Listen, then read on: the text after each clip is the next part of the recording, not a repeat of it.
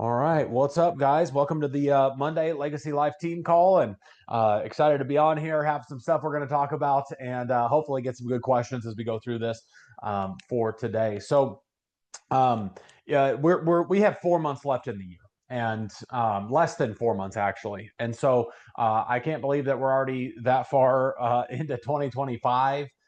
Even just saying 2026, it sounds weird, but we're getting there, and it is going to happen. So, if you're not where you want to be, or you feel like, hey, let me put it this way: there is still time for 2025 to be a kick-ass year.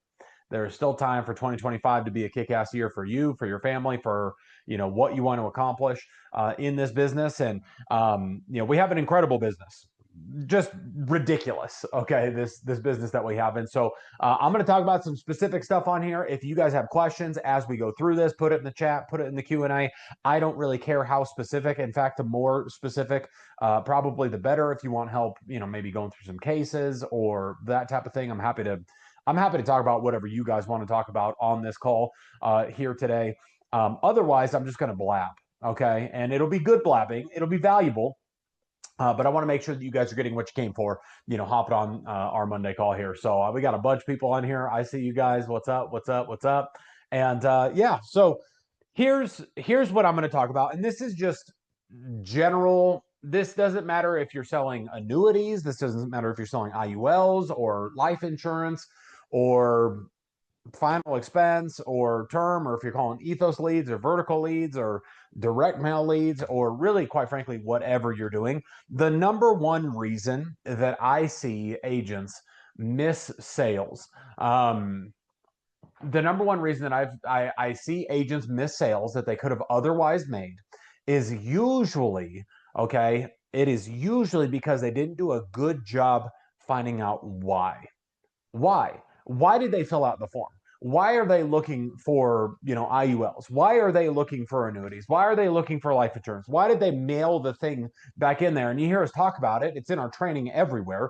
But it's crazy because you almost can't talk about it enough. Okay. And I'm going to talk about how to effectively get the why. I'm going to tell you about an example of my own from last week. And, we're just going to talk about, getting the why, building the why. This was one of the very first things that I learned when I first got into the business from Mark Hutchison. And Mark is absolutely incredible at selling life insurance.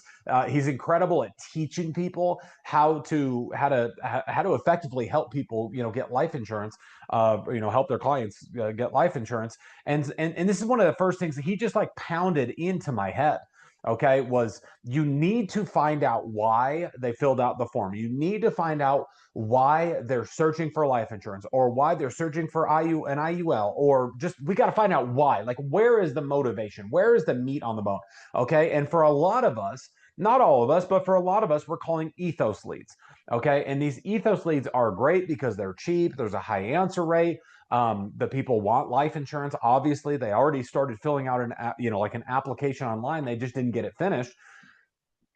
So it's really easy to fall into this. It's really easy to get yourself into a position where you're just kind of quoting people numbers, and the whole sale is being made based off of, oh, well, it's this much coverage, $1 million, some number for X amount of dollars per month, some number. Okay. And I'm just here to tell you guys, we as a team, as a group, okay, if I learned anything from Hutch early on is like, you got to build the why. And we're gonna pound this drum, as long as we're in the business. And even for me, where I'm working maybe more like bigger cases and, like, I don't know, cash value policies and annuities and stuff, I'm just telling you guys, the why is still the most important thing. If I ever lose a sale, okay, that I could have made, like if someone is going to make the sale, and if I lose the sale, 99 times out of 100 is because I didn't do a good job building the why. So how do we go about building the why? How do we find out why the client filled out the form? Well, in an ethos lead, here's how I do it. Okay. And I know a lot of us are working ethos leads. If you have other lead types that you're working on here that you want to talk through, put it in the chat, let me know. But how do I go about building the why? So someone fills out the form, and I'm just going to follow the script. Okay. And in there, it's like, hey, it's Nick with Legacy Life. I'm just getting back with you. It looks like you started a life insurance application with one of our carriers. That one didn't go through. And, hey, what happened with that? Was the price too high? Did it kick you out for health reasons? What happened there? And they just, oh, well, the price was too high. And I don't know if I trust that company or whatever they end up saying. It's like, oh, cool. Yeah, that's no problem. We work with 30 plus, other carriers out there, for life insurance. Hey, Bob, what had you shop around for life insurance to begin with? What had you shopping around for life insurance to begin with? What has you, like, for an ethos lead? That's what I ask them every single time. What had you shop around for life insurance to begin with?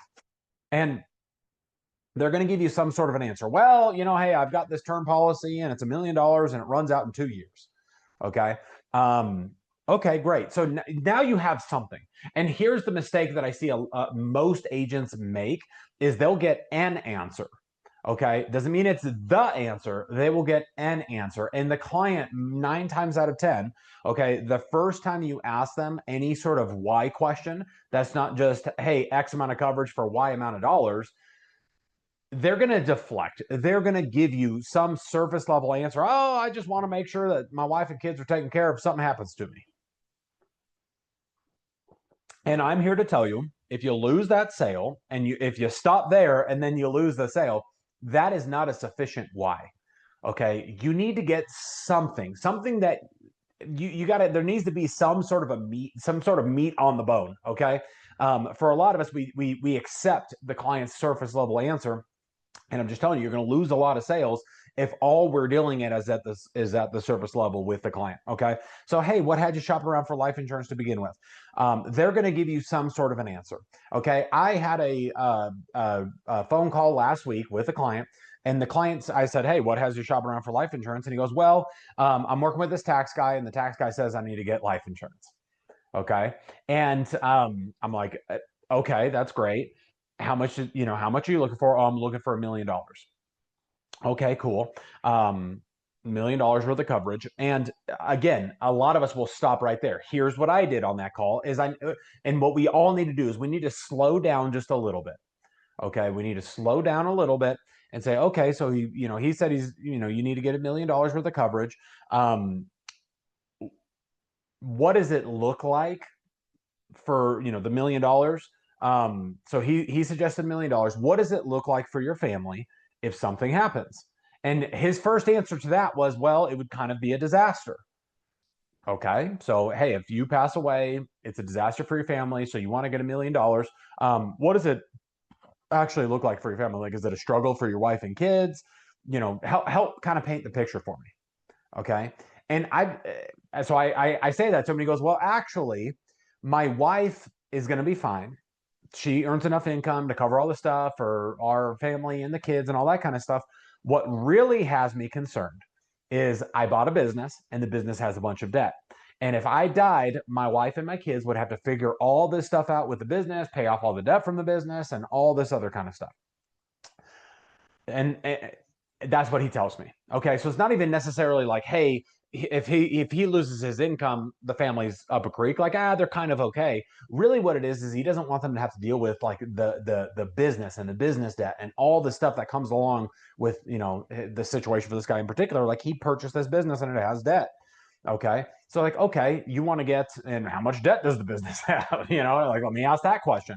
So he tells me, and that right there, okay, that, yeah, and maybe you guys can feel this, but now when I'm talking with the client, there's just more to grab onto. There's more of a problem to solve. There's more of a reason for him to go get life insurance than, oh yeah, I just want to make sure my kids are taken care of, my wife's okay. Okay, well, it's a little bit different than saying, hey, the kids are taken care of, my wife is okay. Like, that's very surface level compared to, hey, Ricardo, if we could find something that covers this, that way, if something does happen, okay, your wife can come, there's enough money there to pay off all the business debt, sell the business, keep the business. Like, they've got options.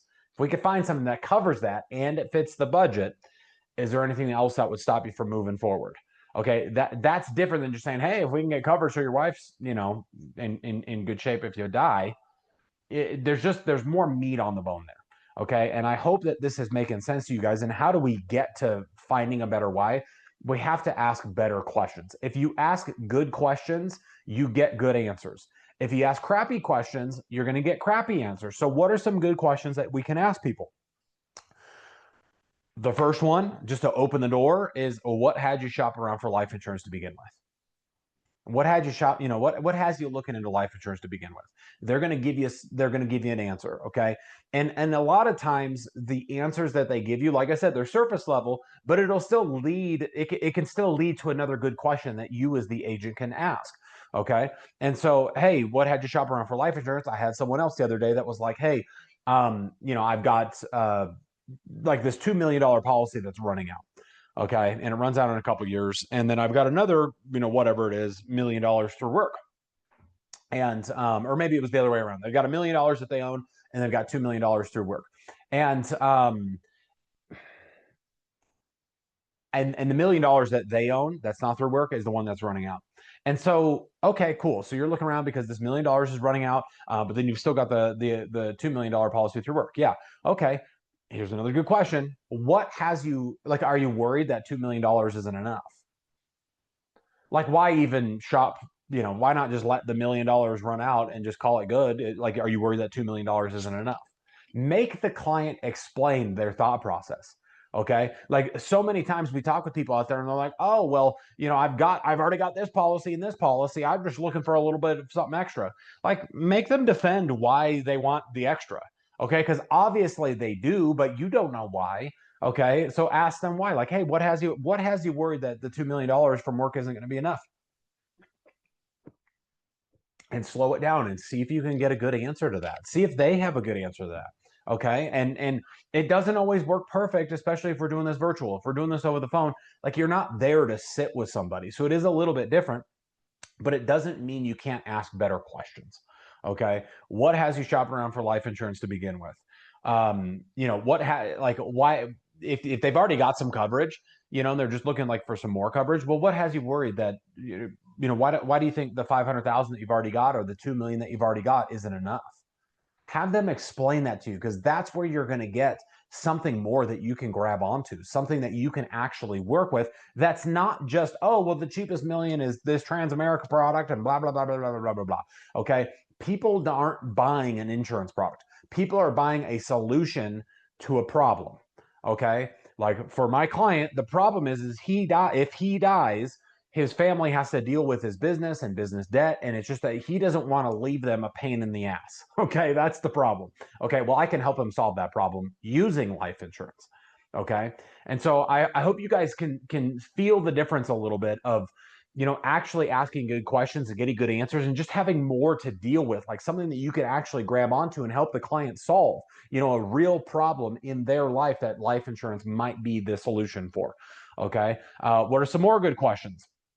Um, what does it look like? Here's another good question. What does it look like if, heaven forbid, something were to happen next week, next month, next year? What does that look like for Susie, your wife? Or what does that look like for Bobby, your husband? Another thing that I might throw in there when I'm asking that question is like, hey, what does it look like for them? Like, does it start to get hard financially in 6 months? Is it 6 days? Is it 6 minutes? Like, how soon does that loss of income, or how soon does it start to affect them? And again, they're going to give you an answer. My client that I was telling you guys that example of, his answer was like, well, actually, it'd kind of be okay income wise. It's this other thing. And that's actually the question I asked him, for him to tell me, hey, it's this other thing. It's like, oh, I've got this business and all that kind of stuff. Okay. So if we don't do a good job getting in the why, we're not going to get, if we don't ask good questions, we're not going to get good answers. If we don't get good answers, then all we're almost grasping at straws, just trying to get some sort of sale in there by beating a price or giving them a really good quote, or there's not much more meat on the bone. Okay. And the same thing is true regardless of the type of lead that we're calling, regardless of, is it an ethos lead? Is it a final expense lead? Is it term? Is it universal? Like, none of that, like, this is true across the board.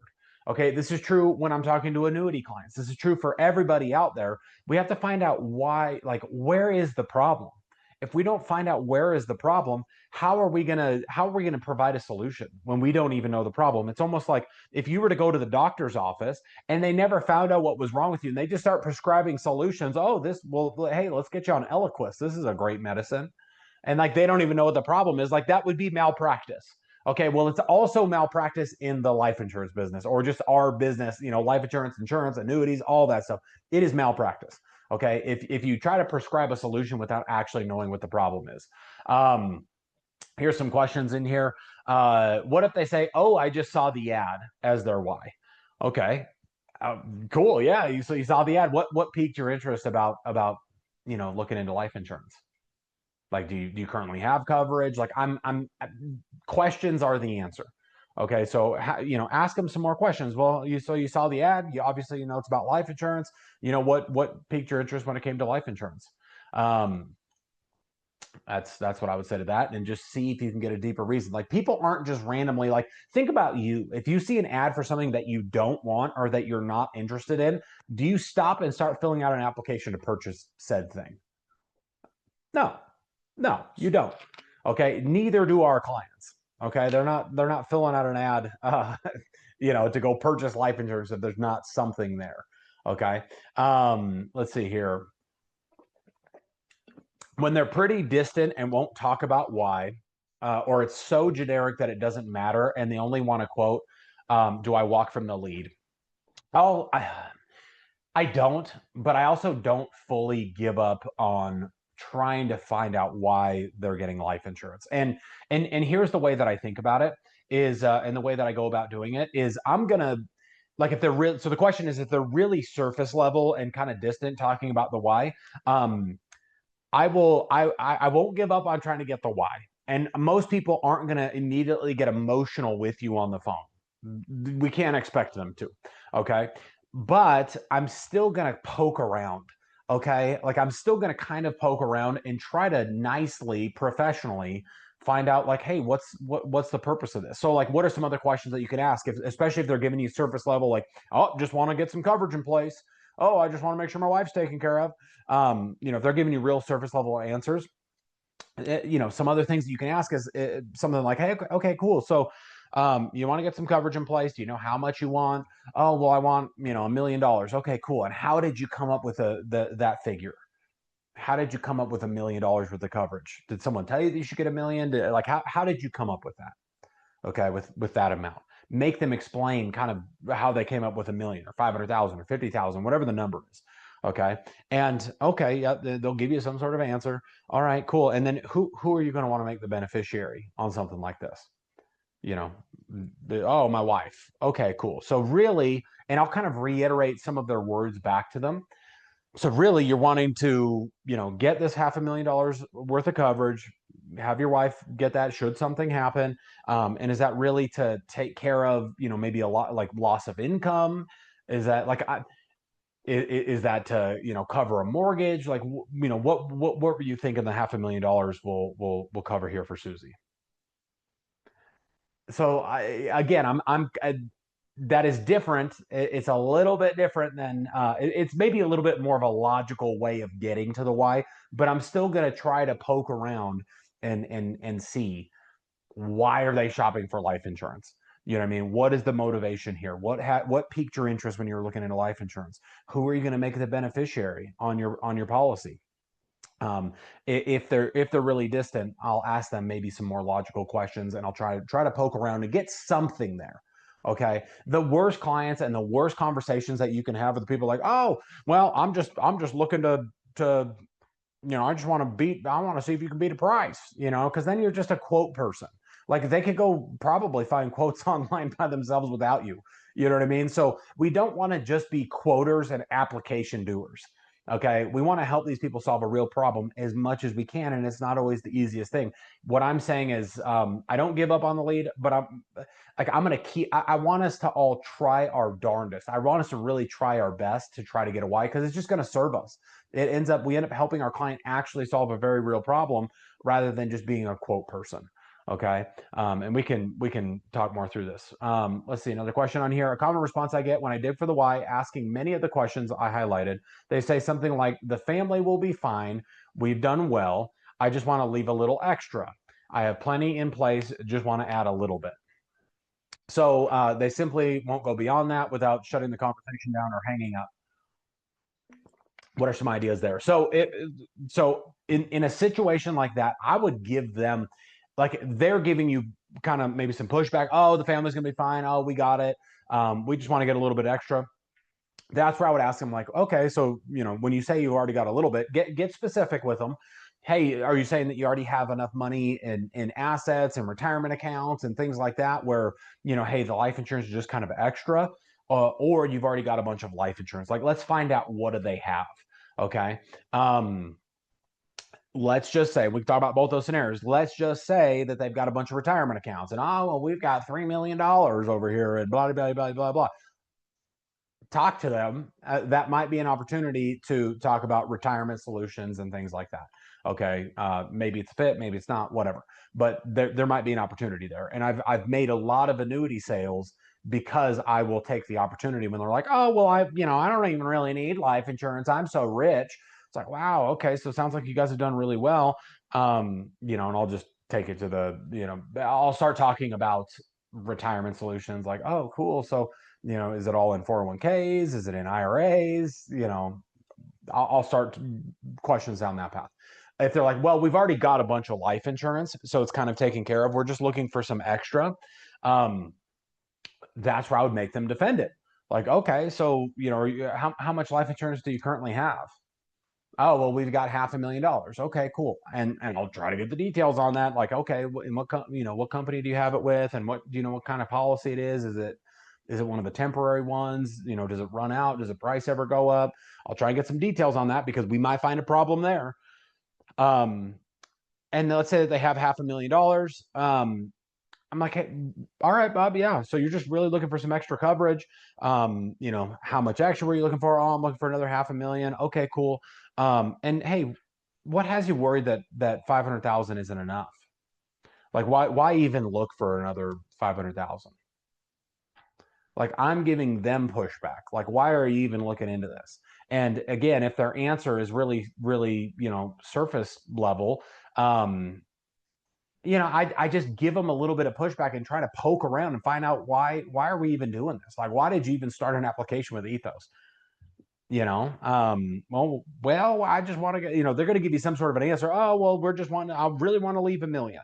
Okay. Are you worried if you don't leave, a full $1 million, that, the family's going to be in a rough spot? Or, because $500,000, hey, at your age, might end up being pretty expensive. I'm just going to give them some pushback and make them kind of defend why they put in that application. And if they're very, very surface level, and if they end up hanging up on me because I'm asking them questions about why they would even buy life insurance, I'm going to let that lead go. Okay. Like, if they hang up on me when I'm asking why questions, then see you later. So, like, that's really the truth. Like, that person is probably not all that interested, and all they want, like, how many times do we end up wasting time on people that are complete tire kickers, and they are out there, and they're really just trying to get a quote? You know what I mean? They're just trying to get a quote, and they're not serious about buying anything. And when they hear the quote's too high, they just bail anyways. You know what I mean? So if they're not willing to give you a decent why, and if they stop the conversation, I would just let them go. Okay, that's my idea on that. Great questions, by the way. So that's part of what I wanted to talk about, was just like, hey, we got to do a good job of building the why. People are not buying life insurance because, oh, Transamerica is the cheapest, or Mutual of Omaha is incredible, or blah blah blah. Like, they're not buying life insurance for those reasons. They are buying life insurance because it's a solution to a problem. And we so many times of agents, we ask such crappy questions, such surface level stuff, that we never actually get any sort of real problem that we can help someone solve, and then we wonder why they're not buying. Okay. We got to do a good job. We got to do a better job of just digging in as good as we can. It's not always going to be perfect, but as good as we can, to find out why. Okay. Why did they fill out the form? Why are they shopping for life insurance? What is it actually going to do for them? What problem are they looking for the life insurance to solve? I'll give you guys an example. My wife and I earlier this year we bought a house. I have got plenty of life insurance coverage, but I'm gonna buy another policy for two reasons. Number one, we bought a house, and I'm like, I'm going to leave all the life insurance that I have and they could use that on whatever, live and all that kind of stuff. But I'm going to get another policy just to pay off the house. Okay, great. The other thing is like, I want a policy that has a bunch of living benefits. Because if I have a stroke or like something crazy in like 20 years, like I want to be able to take money out of a policy that's not permanent, that's not a cash value focused policy for that. So like, okay, that's just me personally. So I'm buying another life insurance policy. Your clients are the same. They are the same as us. Okay. Why do you have life insurance? Think about it. What were you looking for when you purchased your life insurance? Like there is a reason for it, not just because it's the smart thing to do and the right thing to do and the logical thing to do. And hey, let me go spend $70 a month to get another $1 million policy or whatever. Okay. Like there is a reason behind it that is not just logic. Okay. So the better that we can do finding that reason, the easier time we're going to have making sales. And the easier time we're going to have asking people some of these other questions, like, and it's on the script, but like, hey, this all makes sense. Let's say you find a good why, or like my client example, hey, that sounds good. So if we could find something that covers this, that makes it so if something happens, your wife can take care of everything she needs to take care of with the business, pay off all the business debt, sell the business, just be able to handle that without a financial burden. If we could find something that covers that and it fits the budget, is there anything else that would stop you from moving forward with a policy? Okay. And really what we're doing right there is we're getting some sort of a commitment from the person. Basically, what we're saying is, hey, here it sounds like this is your problem. And if we could find something that solves your problem and it fits the budget, would you move forward with it? Okay. So many times we want to just jump forward to, hey, let's go ahead and, even if we do a good job finding out the why, it's easy to skip that step of just asking like, hey, if we could find something that solves your problem and it fits the budget, would you move forward? Would you be ready to move forward? We're getting a commitment from the client. Basically, like, hey, if I go do my job and I solve the problem that you told me and it fits within your budget, would you move forward? And we're just getting a little bit of a commitment from the client. And I'm telling you guys, like, that makes a huge difference because a lot of times we'll find ourselves chasing people around because we're doing all the work, and we are, but we haven't gotten any sort of commitment from the client. Okay. And even if it's just that one, like, yeah, I would move forward. It just makes the process a little bit more smooth because you've gotten somewhat of a commitment from the client. Okay. So hey, if we could find something that covers this, takes care of Susie and Bobby and Jenny and blah blah blah blah blah blah, insert Y, and it fits the budget, is there anything else that would stop you from moving forward? And the other thing that does, so we get a commitment from them. If they're like, oh yeah, I'd be ready to go, great, we get a commitment from them. The other thing that it does is a lot of times it'll uncover a real objection that they might give you later on. Okay, well, hey, is there any reason if we find something that covers this and it fits the budget, anything that would stop you from moving forward? They might tell you, well, I got to talk with my wife. Okay, or I got to talk with my husband about this or whatever. Well, guess what? Like there's an objection that they're giving you now before you've given them the price, before you've pitched them, before you've talked about solution.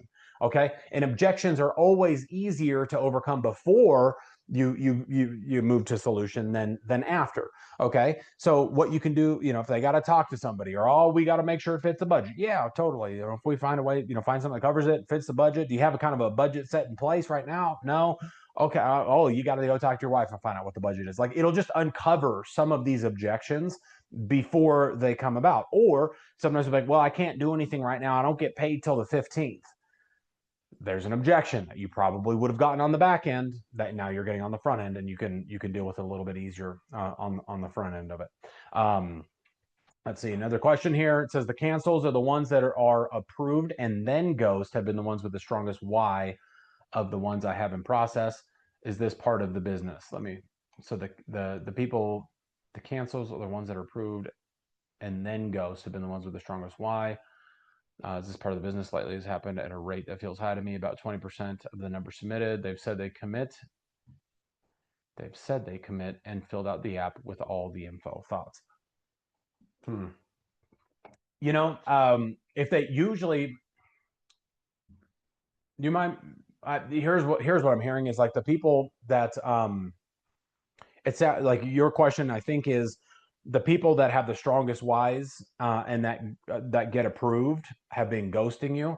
Um, and is that just part of the business? I would say at least for, and if I have the question wrong, rephrase it in here or help me along.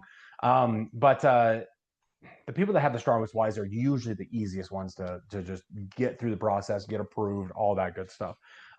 There's not a lot of times. I would say the people that ghost me and the people that I feel like I have to chase around a lot are usually the ones where I have like I don't do a good job getting the why. And I will tell you guys this too. Like usually it's not big if I don't have a good why. Most of the time, it's not because the client was super duper resistant. For me, at least, usually it's because I didn't do a good job asking good questions. Okay, and that is just the truth.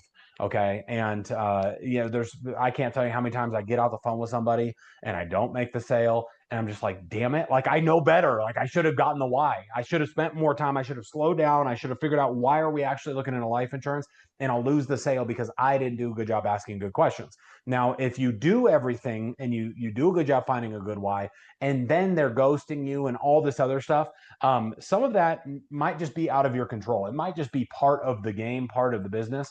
Unless it's happening a lot. Okay, because usually, like, hey, we find a good problem, we help them find out what the problem is, we help them find a solution. I mean, what else could the client want from us? You know what I mean? So hopefully that's helpful. How do I respond to I need to talk to my spouse objection? It's a legitimate reason. This might not be the best answer. You might be able to find someone who has a better answer. But what I do when someone has to talk to their spouse, usually I find out if they need to talk to their spouse on the first call. Okay. And I'll find that out because I'll ask them, like, hey, if we can find something that covers this and it fits the budget, is there anything else that would stop you? Oh, well, I got to talk to my wife. Okay, great. So I'll find out before I present a solution. So if they have to talk to somebody, you want to know before you're at the solution part of the call. And I find out, okay, cool. Yeah, that totally makes sense. Your wife's going to be the beneficiary in here. So we're not going to keep this, a secret for forever anyways. Ha ha ha ha. um when whatever, hey, what sounds good, or when will you be able to talk with her for sure, and then we can circle back, get something on the calendar, go over what the options are, and if she wants to be on the call as well, I think that would be really helpful. So I will just schedule a definite time of like, hey, we're either going to talk with you and your spouse, or you will have talked with her for sure, and then we can talk about the solution. If they give it to me again, oh, okay, $90 a month, still gotta talk with Susie. Like, okay, well, when you talked with her before, did you guys have some sort of a budget in place? Did you guys talk about some of this stuff, or did she just want you to take care of it, and so long as it's under a certain amount, then hey, you're good to go. I'll tell you guys this, like, I'm very much, when I talk to people, I'm just a real person. Okay. Like, I'm not trying to sell them. I'm just trying to help them set this up if they want to get it set up. Like, I'm not running around arm wrestling people into getting life insurance. Okay. I don't want to sound mean, but I don't care if they have life insurance. Okay. I care if they care. If they don't care, I certainly don't care. Okay. If they care, I care. You know what I mean? I'm willing to do all kinds of stuff to go to bat for them with the insurance companies and do all kinds of homework and do all kinds of stuff if they care. All right. So I'm not arm wrestling people into getting life insurance. I'm out here to help people who want to be helped. Okay. The people that don't want to be helped, I'm not convincing them that they should get life insurance or that they need it. I hope that helps. So if they say that they got to talk to their spouse, usually I'm like, cool. When are you going to be able to talk with them? Yep, this day. All right, cool. Let's talk over here. Do you want to talk together? Do you just want it to be me and you? And oh, by the way, when you talk with them, you guys figure out your budget, figure out what works, all that kind of stuff. I'm going to go shop with all the different companies, and then we'll go over what we find together. And if something makes sense, we'll put an application in. Okay. Like, I'm going to tell them that, when I schedule the second call, I'm going to tell them, like, hey, if we find something that makes sense, fits within the budget that you guys go through, then, we'll get an application started, get the process going here. All right. So let's say someone has an application into a carrier, then they ghost. So the application is approved. The approved application never goes into effect. They have a strong why. They made the application, then they ghost. Is that part of the business? No. I would keep in touch with those people. I would find out, especially once they get approved, like, hey, Robert, you got approved. What's where do you want to go from here? And I would just be a persistent professional, keep trying to get in touch with them, especially if you found a good why, found a good problem, gave them a good solution, and then the solution's approved, and then they're ghosting you. I don't know what's going on there. But I would say, stay persistent with them. I give all the clients the benefit of the doubt. That something happened, and I've talked with people. I had a lady a week or two ago that this is an annuity client, and she ghosted me on our second meeting, and I finally get a hold of her because I keep trying to get in touch with her, and she tells me that she was in jail. Okay, her domestic dispute or something, I don't really know, but she was in jail. Okay, so I just give them the benefit of the doubt. Something happened, something came up. I'm going to stay persistent. I'm going to keep trying to reach out to them. And if that goes on for 2 weeks, 3 weeks, a month, or whatever, I'm going to start hitting them with stuff of hey, your application is going to time out, and you got to prove, is this still, do you want to move forward with this? Or I'll hit them with that. I'll hit them with another text message. Maybe if they aren't answering the phone, it's hey, Steve, I worked really hard on getting this in and through, and you're approved. I hope I didn't do something to offend you. God bless. I'm going to try to make them feel bad. I put in all this work. We got an application. I'm going to keep trying to call them, and I'm going to send them different text messages to try to get something out of them. And after maybe 3, 4, 5 different text messages, usually they'll end up responding with something. And a lot of times, I would say most of the time, if they've been ghosting you and it's been a good conversation, good rapport, good why, they like you, they trust you, you're obviously helping them. Usually something came up in their life. And whether it's a big deal, if the same thing happened to you in your life, whether it's a big deal or not, oh my gosh, I can't believe, your dog died. Wow, I'm so sorry. Whatever it is, usually it's something.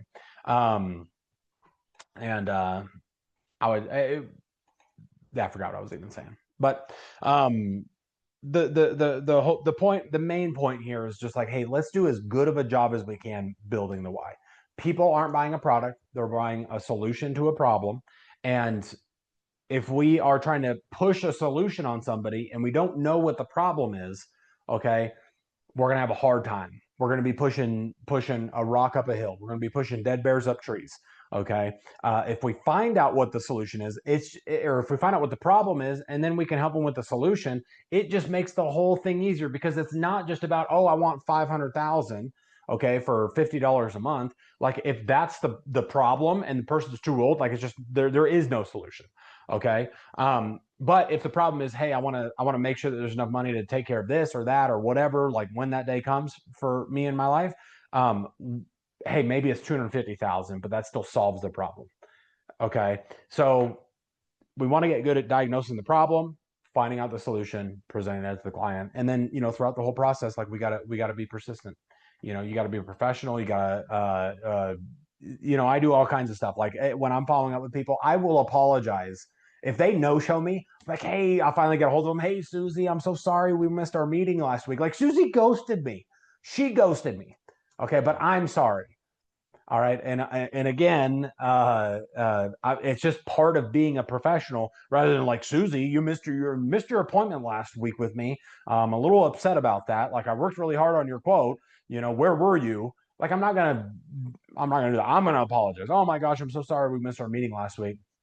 Glad we're able to connect right now. So, hey, just to recap, we were looking for 500,000, blah, blah, blah, blah, blah, and I just jumped into it. So, hopefully this has been valuable for you guys. The other thing that I want to talk about is, coming up on September 20th. So today is September 8th. This is in 12 days. Okay. We are having our Legacy Life event. We're doing it in Dallas. It is going to be awesome. We have Mark Cassetta who's going to be there teaching and training on Saturday night. It's going to be lights out. We've got Derek from Mutual of Omaha. We've got Roberto from AMAM. We've got Brennan from AIG. Those guys are going to be there. So some of the best carrier reps.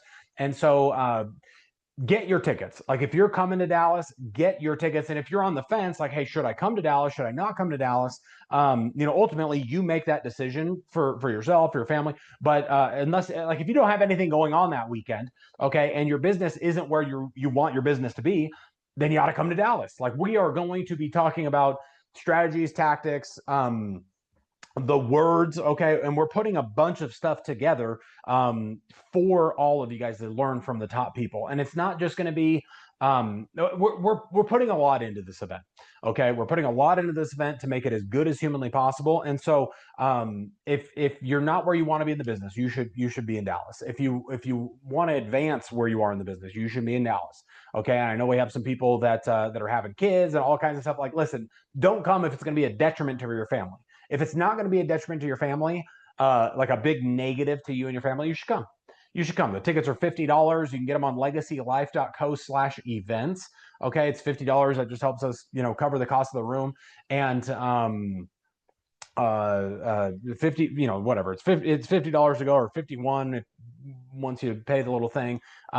It's a really low cost thing. We picked Dallas for a couple of reasons. We picked Dallas because it's easy to fly into. There's 2 airports. There's direct flights from basically every airport in the country to get to Dallas. And we're just going to have we're going to teach really nuts and bolts Saturday and a big Hunkin Sunday. Sunday, we're going to be talking about IULs, annuities.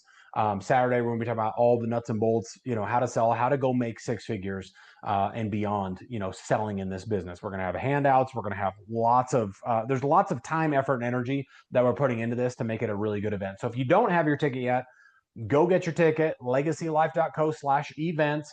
And if you already do have your ticket, get all your other stuff so that way you can be there and come learn from us. And not only are we going to, we're going to get a bunch of our top people up there teaching, and you're going to learn a ton. But we're just going to have fun. Like, it's at the Embassy Suites. We've done an event here before, and it's a fun place to just like hang out, socialize. They've got a happy hour. We're going to get food and all kinds of cool stuff. So legacylife.co/events. That is on September 20th and 21st. We hope to see you guys there. Come out, come learn, and let's go finish the year strong, you guys. So that's all I got for today. Have a kick-ass week. God bless, and let's go make it happen, y'all. Appreciate you guys. Later.